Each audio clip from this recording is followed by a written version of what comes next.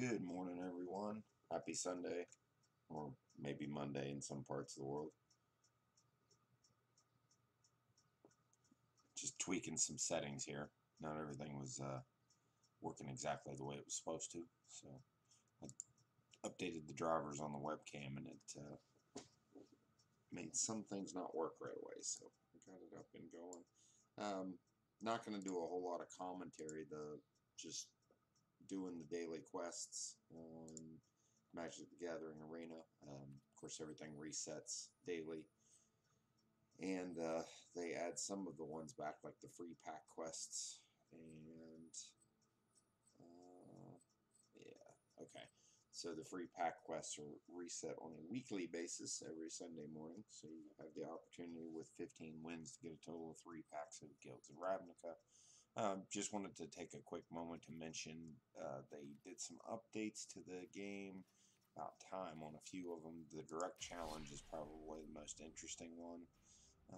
You now have the ability, once you get your friend's in-game screen name, to directly challenge them. I have not had a chance to try this out, only because all of my friends have been entirely too busy this weekend playing other stuff, so haven't had the chance to actually direct challenge anyone that I play with that has this game.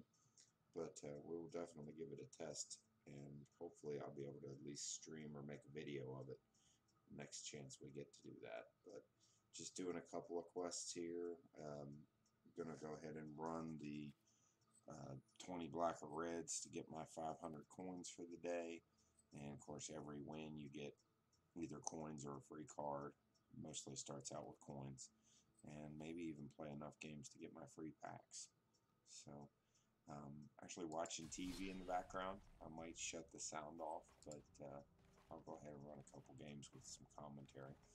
Whenever I do the quests, I like to play whatever deck I have that's got the color combination. Now, I haven't made anything new with black or red. I've got a couple other decks that are pretty interesting, but none of them have that color combination. This new deck here I'm working on is some graveyard action. Unfortunately, it is not quite feasible yet in most cases. I've had a couple wins with it, but it's pretty rare overall. There's some hint, by the way, kind of changing subjects, that they've updated the ranking system. It has been about half broken. Um, so we will get the opportunity to check that out. I haven't played a whole lot since they did that update. But they've also added a calendar. Go ahead and show that off. And, well, while I'm in here, not very structured, sorry, but they did do some updates to the deck builder that was supposed to have made it more consistent. They've added the ability to sort things out by the set that they're part of. Actually, not sure what this button here does at all. Oh, I believe this is a multicolor. Now, there seems to be a bug where cards that are not supposed to be appearing in certain groups are still showing up. I've run into this a couple of times with some other things. Yeah, they've added a multicolor filter. Well, that's great. And wasn't aware of that one. And then, of course, the land. Which I like how they fixed that, because it's not so annoying, for lack of a better word. Oh, I have a card here I hadn't noticed before. So, let's see. Oh, I get a scry. It's a scry land. So, now one of the big things that I noticed that they did is they changed these little blips here around a little bit, so that it now either displays that they're in inventory but not in the deck. As you can see, collected or in inventory. I can see at a glance how many I have. I actually got into an argument with a friend of mine, because what was happening is, when, let's say, I added 3 of these to the deck, then it would ghost out the card. It would turn gray. And he was absolutely convinced, because of the wording on these, that it meant that the freebie decks that they give you, the cards were not yours. And I kept trying to convince them that that was not the case, but now it just says in deck when you actually have that card in the deck. And then you can clearly see that I own 4 of them, but only 3 of them are in the deck. So hopefully that will calm him down a little bit. And then, as I mentioned, they added some online resources to help new players learn the basics of the game along with the tutorial. And it also allows you to, there's some deck building tips. I haven't actually checked these out. Maybe because I'm a bit of a snob and think that I'm already good on the game. It also has a link to their Twitch channel, which is great. Obviously, I encourage everyone to enjoy Twitch and all the wonderful things that it has to offer. I'm streaming on Twitch right now. Just new to Mixer. Sure, I don't have any followers on there yet since this is my first Mixer video. And now saving these videos on YouTube and on Twitch. So, let's see. I mentioned the events calendar. Here we go. It scrolled around. So now it, well, you're not able to view that in-game unless I do some funny business, but this actually will load in your favorite browser. So it looks like, I realize you guys cannot see this, but if you click on that link, it will bring up an in-browser that has the events calendar. So it was running from, what was it, the 16th, so that was 2 days ago, until tomorrow. We got a Guilds of Ravnica constructed event. There's also from till the 22nd, so I believe that's the day before Thanksgiving in the U.S., Guilds of Ravnica draft. And then from October 1st to December 14th, a competitive draft. Let's see, I do see that there's a sealed core set 2019 starting up in 3 days, and core set 2019 draft. So they're adding some core set draft setups. And I do see a Dominaria. Never had to pronounce it out loud. Sorry. There is a Dominaria draft upcoming on December 7th in 19 days. So that ought to be interesting. Keep in mind the game is still in beta, so they are going to be changing things, adding features. But let's get to it here. I'm going to go ahead and play the Chaos and Mayhem deck. It is a red and black deck that is part of the free decks that you get as you play through the first week or so of the game with the daily quests. It's actually not bad. I haven't found a solid win strategy in it, but I also have not spent a lot of time on it. So we're going to be playing the game with it here, trying to get those 20 black or red spells cast, and we'll see how we go here. And I would not call this the best of starting hands, but it does allow me a little bit of activity early on. I've got at least 2 cards in my hand I can play on turn 2. So I'll probably end up doing the Doom Dissenter, just because I'm somewhat a fan of the token generators when they die. There's also a Murderer card. I absolutely hate these cards. Since I can do nothing on first round, a good strategy that I like to use is if you have these enters the battlefield tapped lands, go ahead and get that out. You don't really have anything to use it for. That way, you're not going to be doing anything anyway. It gives it that extra turn that it needs to go ahead and untap. And so now I can make a play. And I'm going to go with the Doom Dissenter, only because he's got his 1/1 on the board. Hey, it'll probably end up being a 2/2 in just a second. He's playing a Merfolk deck, which I absolutely abhor. Annoying as hell. I went ahead and blocked. Just go ahead and let that 2/2 generate. So now I have a little bit more that I can do here. I am, let's see. I hate murder, but I am going to go ahead and murder his spirit. Not really ready to deal with the 3/3 yet while I'm still building up. Yeah, he's most likely going to get an even. Wow. So I've been noticing that as a trend a lot more, that I don't know if it's young players are getting mad when their opening strategy isn't working, or what the case may be, but I notice a lot of quitting going on. And admittedly, murder decks are a pain in the butt. Makes it honestly, I don't find that the game is as much fun if the player that you're playing against, yes, I realize it's a game, the goal is to win. So I'm sure there's people out there that are going to hear this and start cussing me, saying, well, it works, and they might even giggle a little bit at the idea of just annoying the hell out of their opponent by murdering and casting away and basically doing creature removal right off the bat early on. And there is some level of fun in playing the game that way, but I will be honest, it is not fun for the other guy, and you know, I can see why they would quit, honestly, early on. I kind of try to last until I know I'm going to die, because there's still plenty of things that he might have been able to do to allow that guy to keep playing. Alright, so I'm getting the Goblin Instigator out on the board. So he's going to generate a 1/1 token on his opening turn here. Everybody's summoning Sict, so I can't really do a whole lot past that. Let's see, now I don't really have a good turn 3 strategy. Oh, this guy might be playing a very similar deck to mine. I do kind of get irritated when I run into that situation. I'm going to go ahead and start off a bit aggressive, only because it helps wipe the board if he decides to block, and he didn't. So, knock a few chips off my opponent's life total here. Of course, he's going to do the same thing. No big deal. At least not early on. We shall see how it runs in the long run. It also leaves him open unless he casts a creature, which is exactly what he did. And I think that I'm going to go ahead, since I have nothing better to do, go ahead and remove that guy immediately. That is probably going to piss him off. It would piss me off. So I'm waiting on one more land to get the Brawler guy out here, or this dude.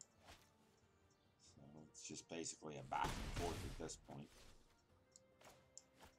The Phoenix is nice. Other goblins, +1/+1, destroy target artifact, which is not usually an issue.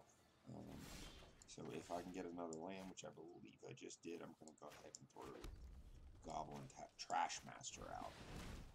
So that's going to buff everybody else. And he might end up hitting this with something as soon as it hits the table.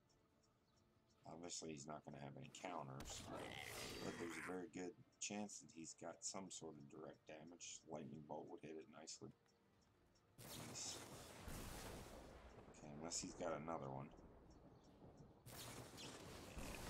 Well, that took out two of his shocks there. It's actually kind of good thing in a way. It's aggravating losing your finally getting something good out on the board, and then there it goes. But that's all right. Now, of course, I could have chosen to go a slightly different way. In doing so, maybe had that absorbed otherwise. But let's see what we have here. Instead, what I'm going to do, get this guy out on the board. So this guy can sacrifice another creature, gives him a +2/+2. Now he's considering, if he ends up using up more burns on this, that would be annoying, but probably should bring out the Phoenix, because even if it's killed, it just comes back. But with those burns in his hand, it just destroy the game. So he's murdering me. So now we're just kind of tit for tatting. The main difference is I don't believe I've got any direct damage in this deck, and I'm pretty sure he does. I can't quite tell what deck he's playing unless this is custom crafted on mono red. I'm not seeing a lot of evidence of dragons, which is the... never mind. I guess that answers that question. Be nice to get a murder right about now. Not gonna happen. I'll tell you what is gonna happen, though. Is an act of treason.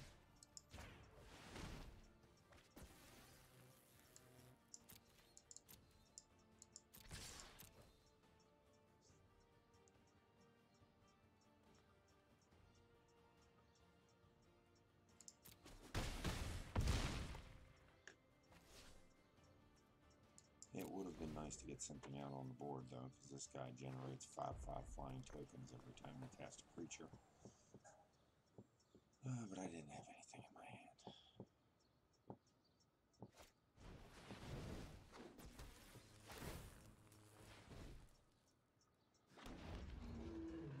Yep, so I'm pretty much screwed.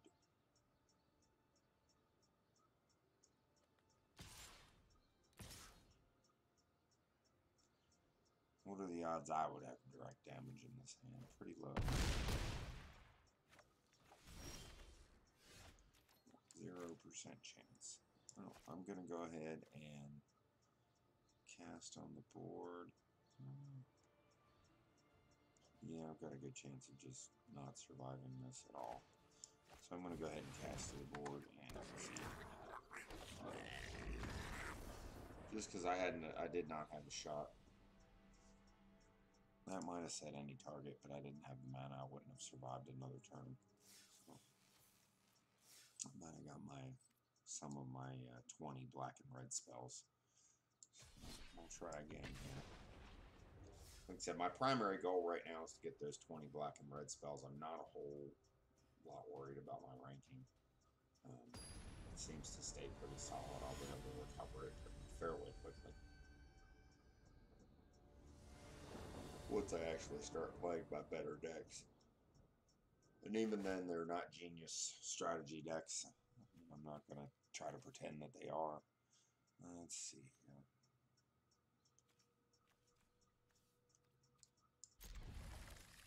So, I don't have a lot of good opening strategy. The Gravedigger's more something better to be saved.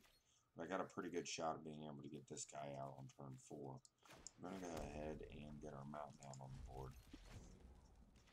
And that is just in case he manages to throw something out there that's truly annoying with 2 toughness. I can go ahead and get it off the board quickly. So this is good news. It means I'll be able to get the Brawl Bash Ogre out very soon. A couple more turns.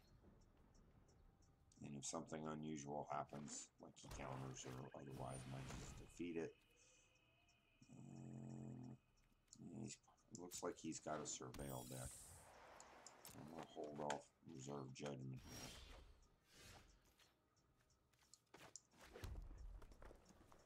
Ravenous Harpy.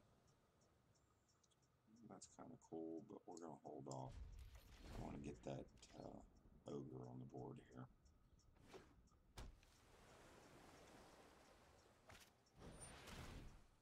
Yeah, he's got the Surveil deck action going on here.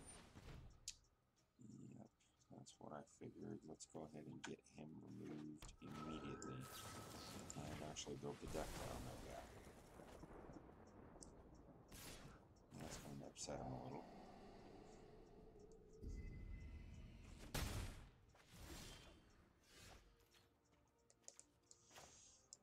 And then we're going to get our Brawl Bash Ogre out on the board. Now, his deck should include some counter, so I do have to be mindful of that. And actually, he's got another one. 2 of them, in fact. And these Surveil decks can be pretty interesting. It wouldn't have done no good to wipe out the Sprite initially. So he's already working on building up his strategy right now.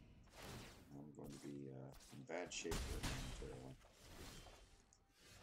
Let's see what I can do here.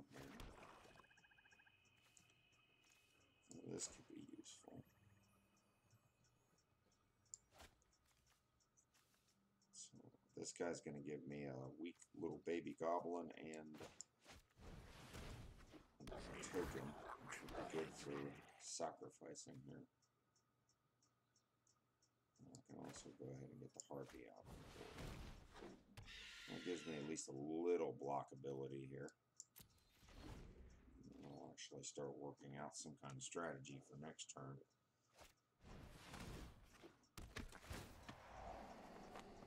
Maybe. A well-built surveyor or surveil strategy going on here.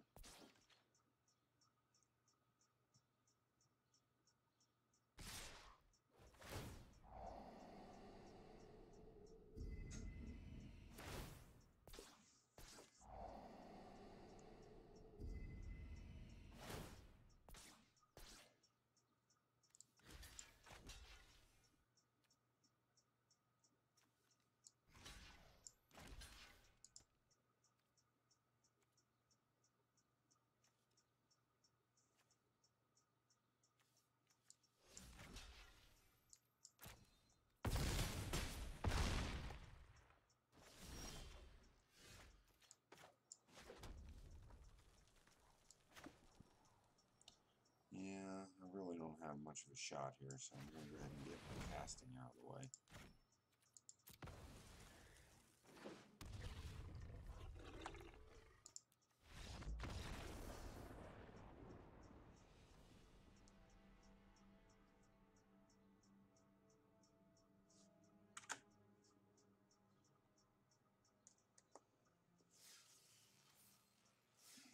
Five more spells.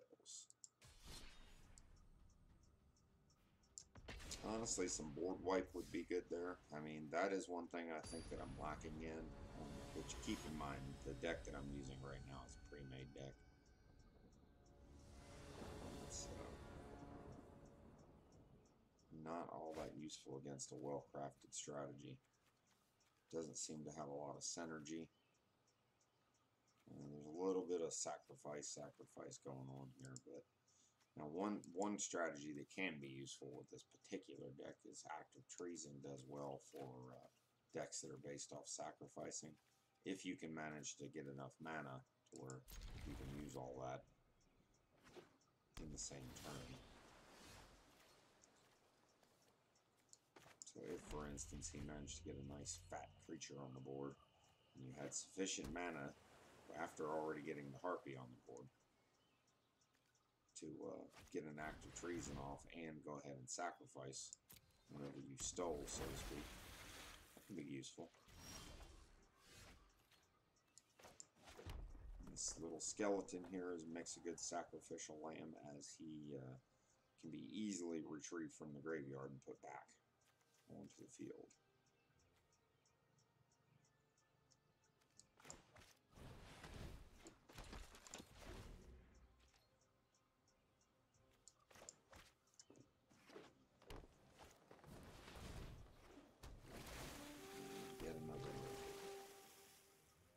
Yet another merfolk deck.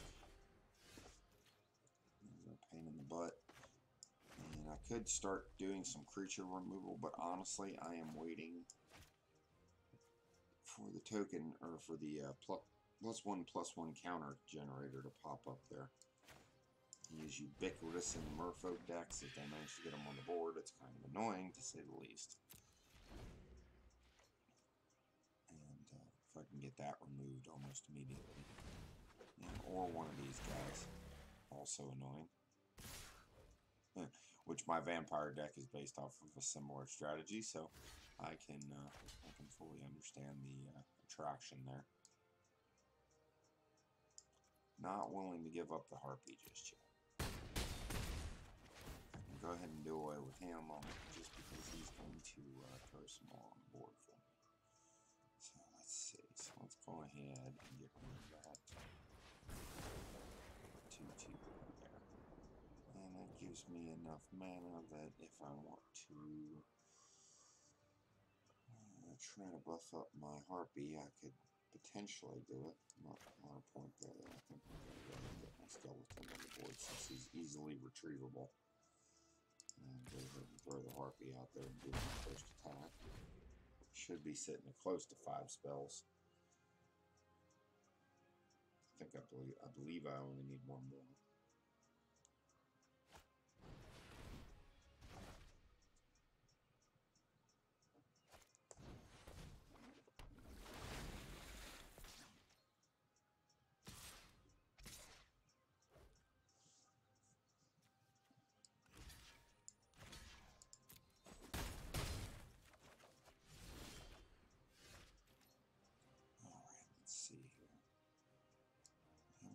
Problem getting mana on the board.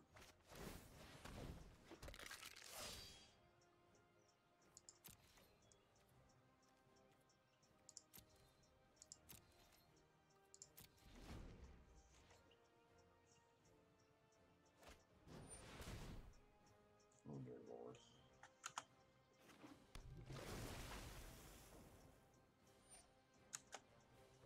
Yeah, these merfolk decks are just ridiculous.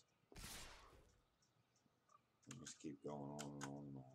I mean, they're fantastic for synergy.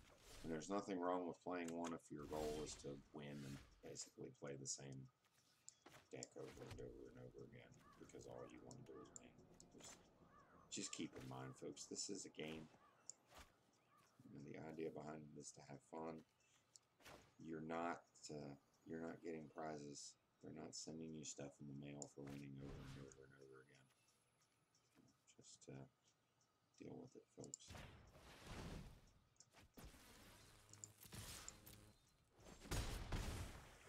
And I'm going to go ahead and alright, but I reached my goal, which was to get the 500 coins. Should be pretty close to being able to get a free pack, yeah. So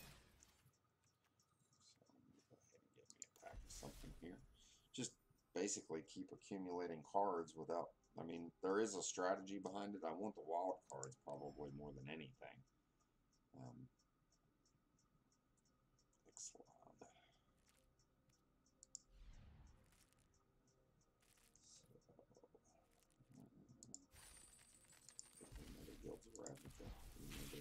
Ubiquitous, these cards at least will last longer than anything else since they are going to be cycling through the standard format. I believe they're supposed to be including an additional format at some point in the future. Intervention. Integrity and intervention.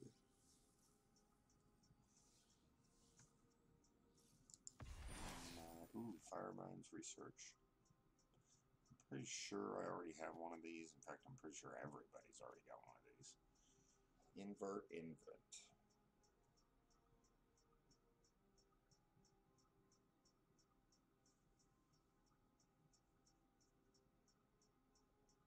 Switch the power and toughness of each of up to 2 target creatures until the end of turn. Interesting. And a common wild card. Got so many of these now. They're just building up. So supposedly there's something called the Vault, where all of your duplicates after 4 accumulate points towards getting a kind of like a specialty pack. Not sure the specific details right off the top of my head. I know that you can look up comments about the Vault from the developers that tell you a little bit more about it. Also want to mention, I apologize for the yawning. I've not been awake a whole long time. I haven't had any coffee yet. They're also doing a gift pack deal. Now, this is a set. I found it on Amazon for roughly $15 US. This is a set of cards. I believe it's like a total of 65 of them with 5 very special rares that are paper cards, you know, in real life cards. So if you're playing in real life, this can make a nice little gift item as we're entering the holidays. But it also is supposed to include a code that is valid for getting these 5 rares in-game. And of course, if you'd like to have 4 of them, you have to buy 4 packs, but just thought I'd mention that. You can look up these particular cards online. Don't know if the in-game versions are matching, but they look kind of interesting. Oh my goodness. I keep yawning. It's terrible. I'm not a good streamer at all. I know there's a lot of work to do here. I know that I am not polished. Definitely working on all that, guys. So I apologize up front for my casual nature and lack of professionalism. But I am working on getting this a little bit better as time goes on. So also know that I have not streamed in a little bit. Several reasons for that, but one of which is I am trying to get a bit more consistent, to at least do this maybe on Sundays and maybe Saturday for some of you, maybe Monday, though unlikely. That is basically all. I'm going to go ahead and break the stream. Wasn't very long one, about half an hour. I'm going to go ahead and break the stream for now and work on a few other things. May come back a little bit later today with some Fallout 76 gameplay. So, thanks a lot for watching, and hope you all have a great day.